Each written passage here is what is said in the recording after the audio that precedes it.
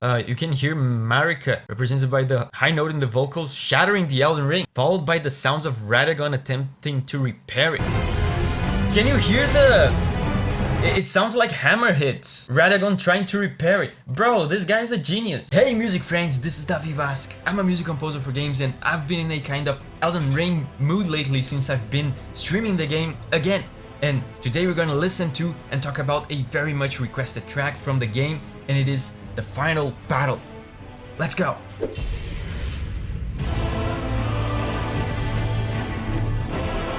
Yeah, and by the way, I've heard this before because at this point I beat the game, right?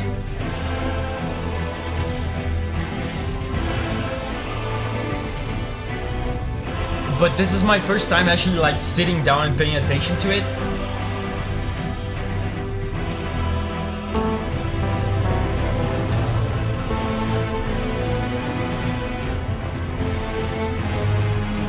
And this...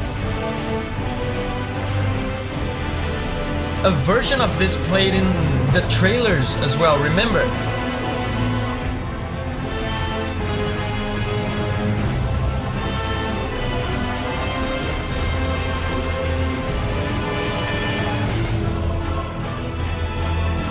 This is slightly different from the trailers though.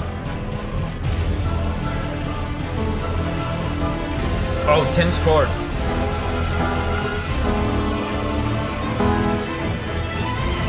Oh.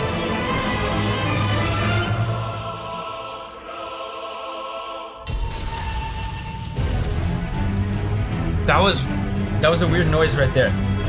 But when I heard this in the trailers, I remember there was a little hidden reference to Dark Souls, like in a weird way. I remember back in the day, people were even considering that this was the same universe or something. There was a little bling. Remember? I think that was in the trailer just you know, a reference to the musical heritage of the Souls games. I don't think that's in here, right? It starts right away with the choir. What I find interesting about this theme, and I believe I said that back when I talked about the trailer music as well, is how different this sounds from any other Souls music and even Elden Ring music.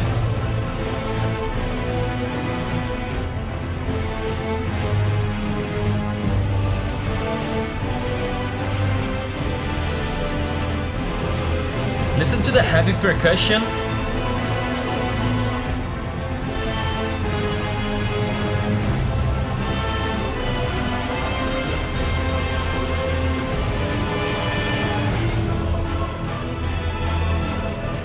We're about to hear ostinatos as well on the strings.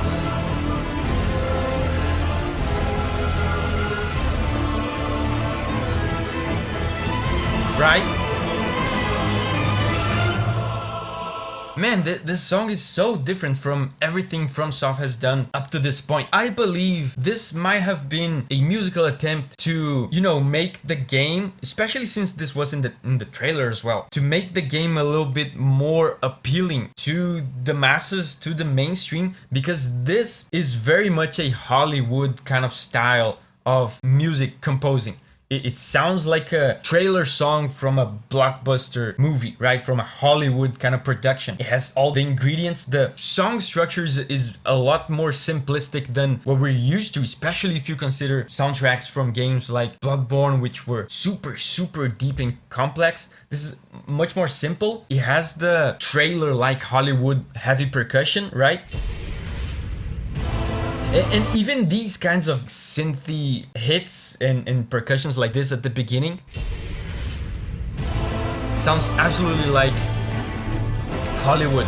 And you know, it worked, right? Because Elden Ring is massively popular and I'm not gonna say like Souls games were not mainstream before, but Elden Ring definitely took it to another level. And I'm gonna show you the chords in this so you can see like just how simple it is. Check this out.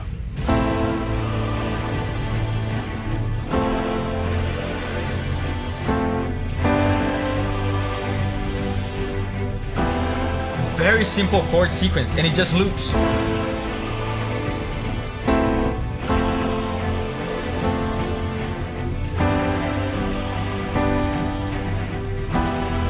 It just loops and loops and loops.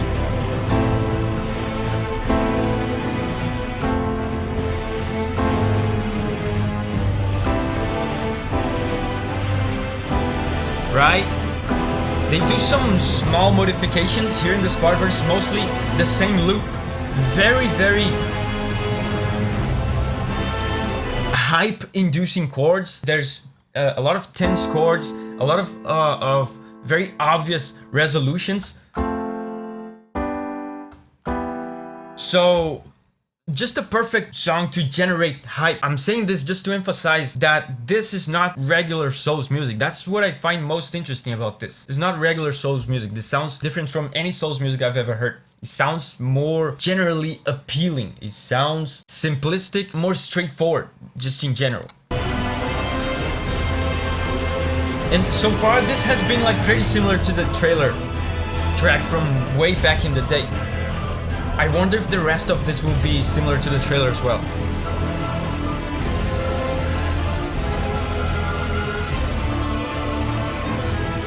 Yeah, ostinato.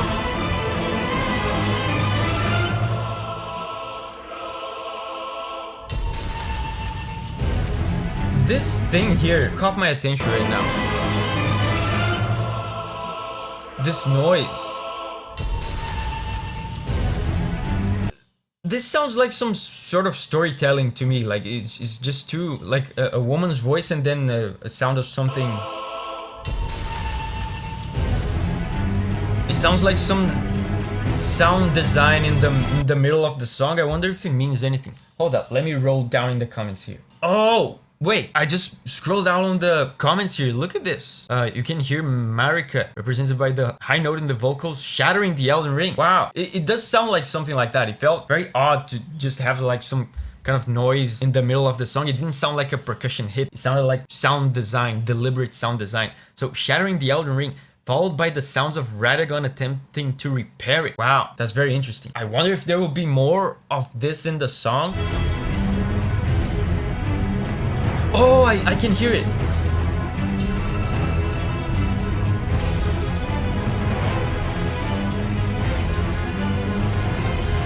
Can you hear the... It sounds like hammer hits. Radagon trying to repair it. Bro, this guy's a genius. How did he figure this out? I wouldn't have figured this out, honestly. Because honestly, at this point, I beaten the game. But I don't know, even though I beat the game, I don't know much about Elden Ring lore. It all like went way over my head. You can hear the hammer hits. And this sounds too deliberate. I don't think this guy is like... This guy in the comments, I don't think he's stretching it at all.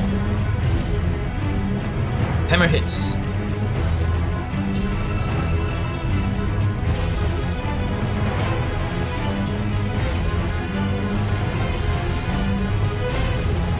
And the ostinatos, right? This is pure Hollywood. Pure Hollywood.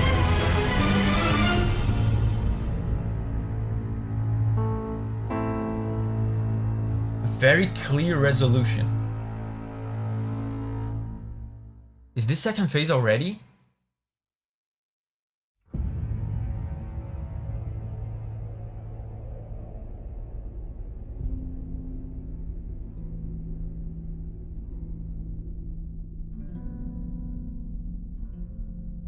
Bling plong. Come on. It's here now.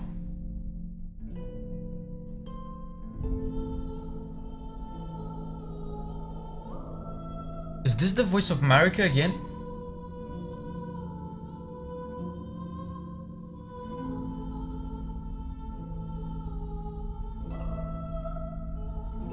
Man, let's let's talk about this for a second. Why the plim plong? I said before that back when the trailer song came out and the plim plong was there, people were debating whether this was like some sort of spiritual sequel to Dark Souls. It has been proven that it's not. So why the plim plong? First, of course, I think there's the thing that I said before, that it's just a reference to the musical heritage of FromSoft games. But also, what does plim plong mean in Dark Souls? It's the theme of Gwyn, Lord of Cinder, right? It's a theme of decay, of slow decadence, of a cycle of death and rebirth. You know, the age of fire, the fire is going down and the chosen undead is going there to continue the cycle of decay and rebirth. So is that why they chose this for Marika? Because we can hear the pling plong here and then the female voice. Again, you Elden Ring nerds out there are gonna have to help me with this, because I don't know enough about Elden Ring lore. Is Marika related to Gwyn somehow thematically? Of course, she's not related to Gwyn, like actually related. The two games are separate, right? But is she like some sort of Gwyn, like thematically?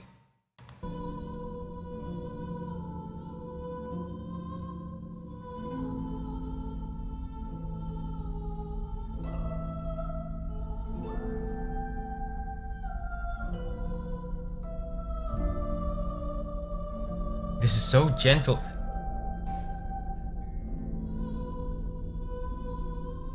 It's gentle and tragic too.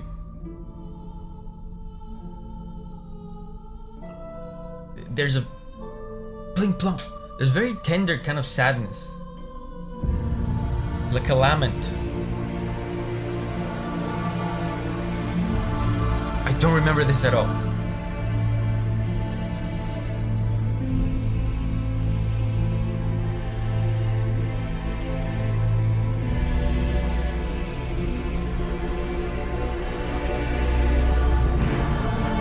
Oh, is this gonna build up and explode?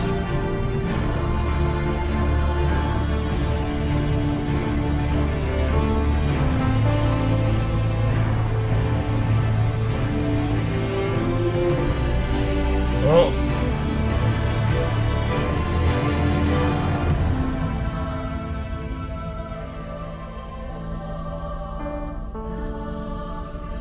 It didn't explode, it just built up into nothing.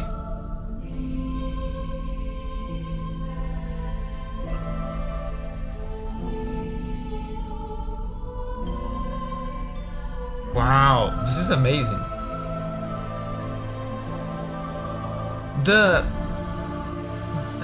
The song, like in an emotional way, does remind me of Lord of Cinder. The harmony is very apathetic. It feels like it's dead or almost dead. It's so still, and it insists so much on the home chord of the song, which is this one. The home chord is the chord where the song rests. There's no tension in here, there's no energy, it's just resting in here. There's a sense of conclusion and finality to it. Let me show you this. It insists so much on the home chord. Check this out. I even noticed something here I didn't notice before, I'm gonna tell you. But check this out.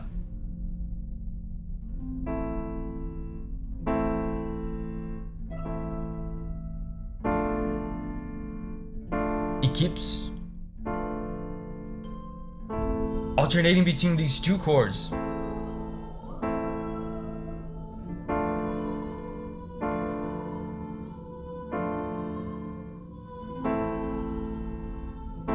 Always insisting on coming back to the home chord.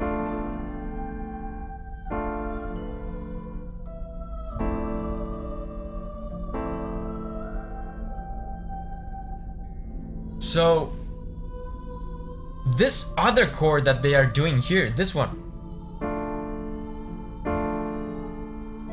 this is a chord that they have used also in God's Kin Apostles to express that sense of religion. It's a very spiritual chord. It's a very historical chord. It has roots in Catholic music, especially this kind of sequence alternating the, I'm gonna call this not tense chord with the home chord, right? The happy version of this has a very established history in religious music, especially Christian music.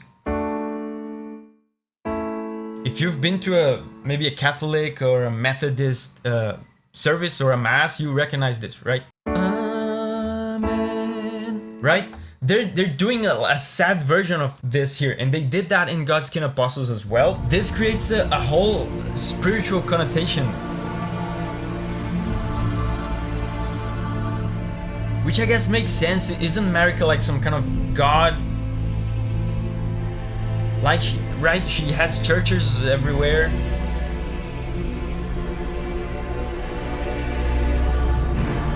And then here they do something different. They build up, and it makes me think that there's some sort of hope for this lamentation.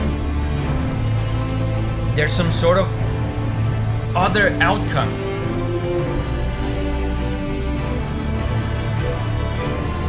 There's a rise, but then it dies down again. It's like a false hope.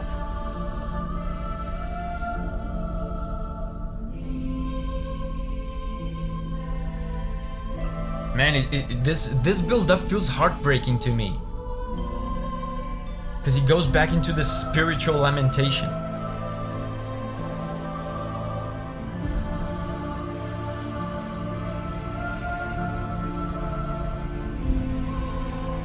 And they're still alternating home chord, like a pathetic kind of chord, and spiritual chord.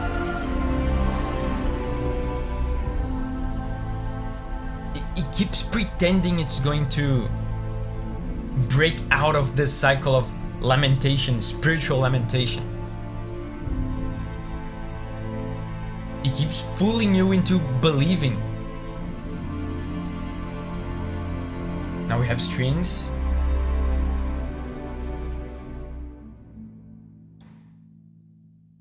Resolution. The song rested. The song died. Is this the end? Oh, this is the end. The song is dead. There's no hope. Hey, I have a ton of videos just like this one where I talk about the music of Souls games and Elden Ring games. Over here there's a playlist with all the videos I did on Souls games music. There's like Bloodborne, Elden Ring, Dark Souls in there. And over here there's a playlist of all the videos I've done specifically about Elden Ring music. So check these out, and remember, whenever you're ready to spread your wings and go on a music journey again, I'll see you there.